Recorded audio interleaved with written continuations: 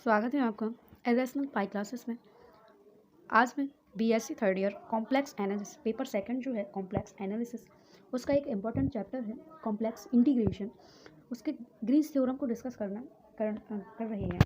ये इस थ्योरम का यूज़ हम कॉची थ्योरम को प्रूफ करने में करेंगे। तो चलो जान लेते हैं हम ग्रीन्स थ्योरम क्या होती है। हमने मान लिया, सपोज कर लिया कि दो फंक्शंस हैं पी एंड क्यू, जो एक्स एंड वाई के फंक्शंस होंगे। P and Q are the functions of X and Y, and इसका जो पार्शियल डेरिवेटिव्स हैं del Q upon del X and del P upon del Y, ये क्या होंगे? Continuous function होंगे किसी भी कॉन्ट्यूर में, या कोई भी हमें जो भी ठीक है जो फंक्शन दिए गए वो हमारे क्या होंगे?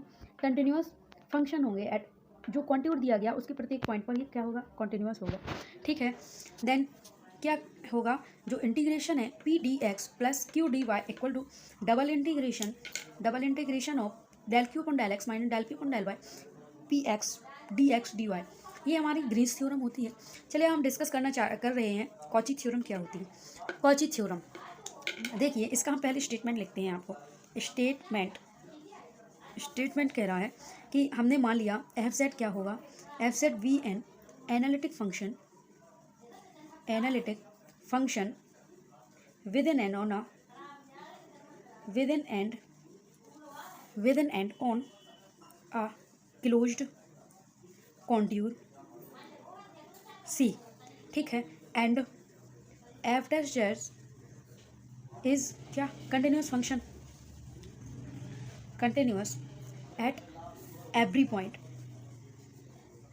पॉइंट इन डोमेन या इन कॉन्ट्यूर। ये जो कॉन्ट्यूर माना है हमने क्लोज कॉन्ट्यूर, इसके प्रत्येक पॉइंट पर एफ एस जेड जो होगा वो कंटिन्यूस होगा, एंड जो एफ जेड है वो एनालिटिक होगा इन कॉन्ट्यूर सी।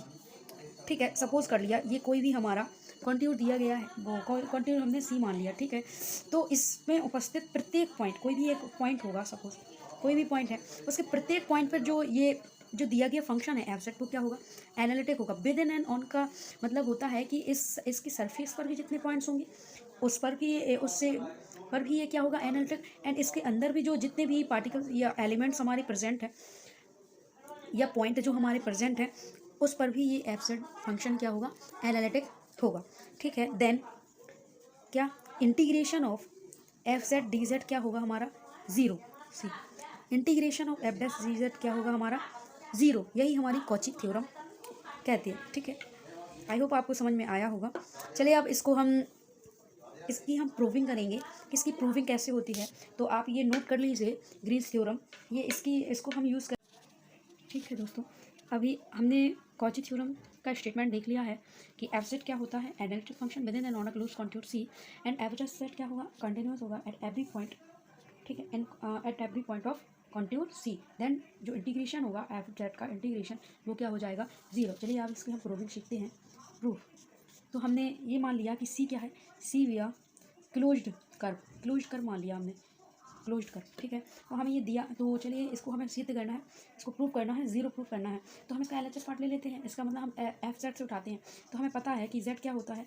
एक्स प्लस आई वाई। ठीक है, कोई भी एक कॉम्प्लेक्स फंक्शन है जेड एफ जेड बराबर एक्स प्लस आई वाई, देन एफ जेड को हम ये ले रहे हैं एफ एक्स प्लस आई Y.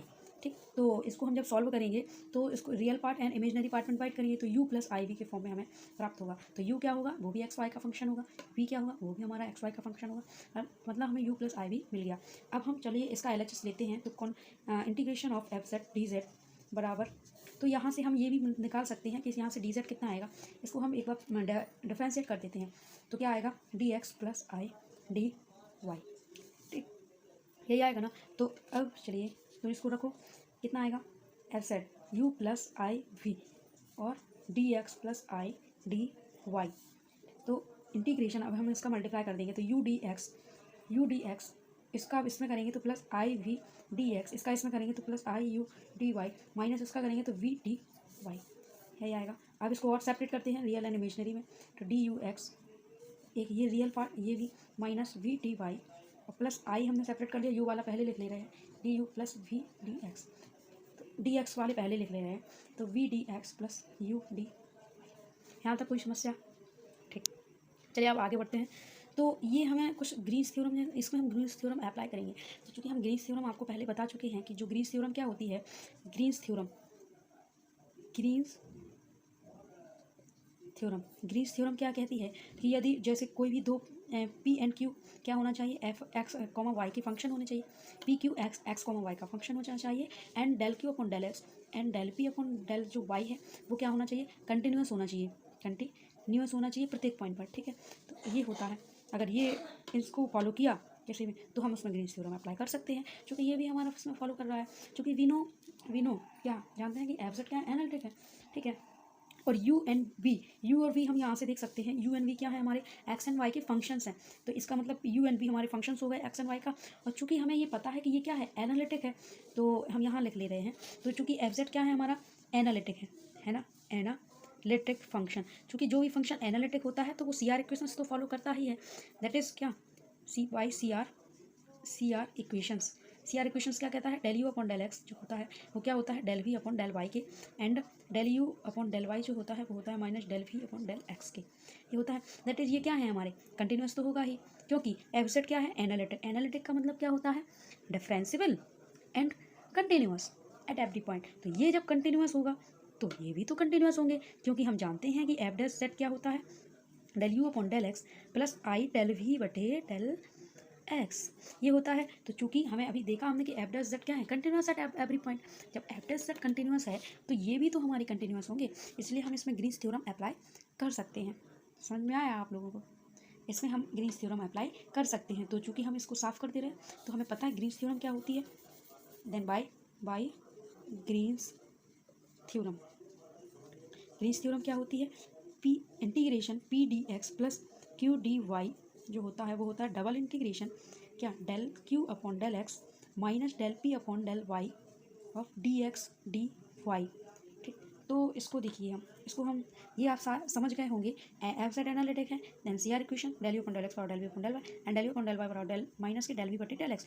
Then F dash Z भी जानते हैं हम, del U upon del X I del V बटे डेल एक्स होता है। क्योंकि ये कंटिन्यूस है तो ये भी हमारे कंटिन्यूस हो जाएंगे। तो हमें पता है कि यू एंड वी क्या है, एक्स एंड वाई के फंक्शंस हैं, तो इसलिए हमने ग्रीन्स थ्योरम अप्लाई कर दिया।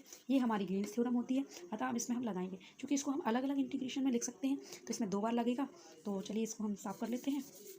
चलिए, तो यहाँ से यहाँ तक हो गया दोस्तों। अब चलिए इसमें अप्लाई करते हैं ग्रीन्स थ्योरम। तो देखिए पी की जगह पे यू दिख रहा है और क्यू की जगह पे क्या दिख रहा है, इसके लिए इसमें दिख रहा है माइनस के वी। ऐसे ही सेम हम इसके लिए भी अप्लाई करेंगे, क्योंकि इसको हम अलग अलग इंटीग्रेशन में लिख सकते हैं। पहले हम इसको लिख रहे हैं, तो चूँकि क्या आया हमारा, C U D X minus V D Y, ये अलग, और प्लस के I V D X plus U D Y. ठीक, तो ये अलग हो गया। तो चूँकि ठीक है, अब हम इसमें ग्रीन्स थ्योरम लगा रहे हैं। देखो अब हमें यू की जगह क्या दिख रहा है, पी की जगह यू एंड क्यू की जगह वी। तो हम इसमें ये ग्रीन्स थ्योरम अप्लाई कर देंगे बाय ग्रीन्स थ्योरम। पहले एक बार और लिख लेते हैं, बाय ग्रीन्स थ्योरम क्या होती है, integration P D X plus Q D Y जो होती है हमारी, वो होती है double integration del Q upon del X minus del P upon del Y of D X D Y.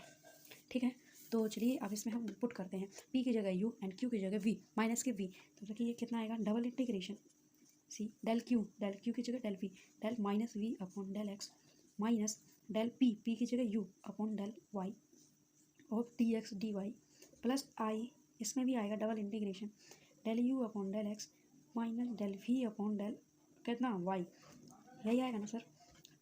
अब आएगा हमारा डी एक्स डी वाई, चूँकि ये दोनों इंटीग्रेशन ही, और ये डी एक्स हम मतलब इसको एक ही साथ लिख लेते हैं दोनों को। ठीक, इसको अच्छे से लगा दे रहे हैं। तो बताइए डबल इन दोनों को हम एक साथ लिख ले रहे हैं, इंटीग्रेशन सी, ये माइनस में हो जाएगा डेल वी बटे del X minus del U upon del Y plus I del, इसको हम अलग अलग कर लेते हैं, del U upon del X minus plus minus I del V बटे डेल वाई, वो एक साथ में लिख दिया इसको, डी एक्स डी वाई। ठीक, यहाँ तक आपको समझ में आया। अब बताइए हमें तो जीरो प्रूफ करना था ना, कौची थ्योरम यही तो थी हमारी, C F Z D Z बराबर जीरो। इसका मतलब हमें जीरो प्रूफ करना है इसको, तो इसको लिया था हमें जीरो प्रूफ करना। अब क्या करेंगे, तो चूँकि हम जानते हैं, चूँकि क्या है एफ जेड क्या है, यू प्लस आई वी क्या है, एनालिटिक फंक्शन है ना, एनालिटिक फंक्शन। चूँकि जो फंक्शन एनालिटिक होता है तो वो C R equation, C R मतलब कौची रीमान, तो वो कौची रीमान, या हम इसको शॉर्ट में बोल देते हैं CR, इक्वेशंस को वो सेटिस्फाई करेगा। ये क्या होता है, del U upon del X बराबर होता है माइनस, जो कि plus del V upon del Y, and del V upon del Y बराबर होता है minus del U upon del Y बराबर होता है minus del V upon del X के। तो ये हम ये जो इक्वेशंस हैं इसमें हम रख देंगे। तो बताइए, तो इसको देखिए, या तो इसको इसमें यू में चेंज कर दीजिए, या वी को, या हम यू को वी में चेंज कर देंगे, या वी को यू में, किसी एक को में चेंज कर देंगे इन दोनों की सहायता से। तो बराबर में डबल इंटीग्रेशन हमारा जौका त्यों सी, इसको हम जौका त्यों लिखते हैं डेल वी बटे डेल एक्स, या हम इसको ही देखिए ये माइनस के डेल वी बटे डेल एक्स किसके बराबर है, del U upon del Y के। तो हम यहाँ पे पुट कर देते हैं।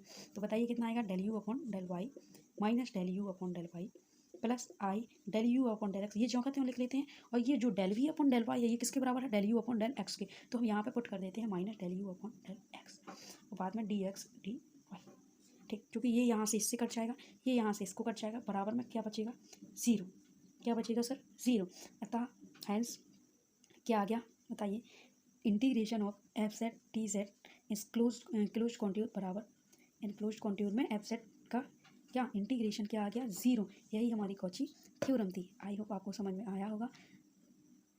अगर कोई डाउट है तो आप कमेंट सेक्शन में लिख दीजिए, और यदि आपको ये लेक्चर अच्छा लगा हो तो आप प्लीज़ इसको लाइक कीजिएगा।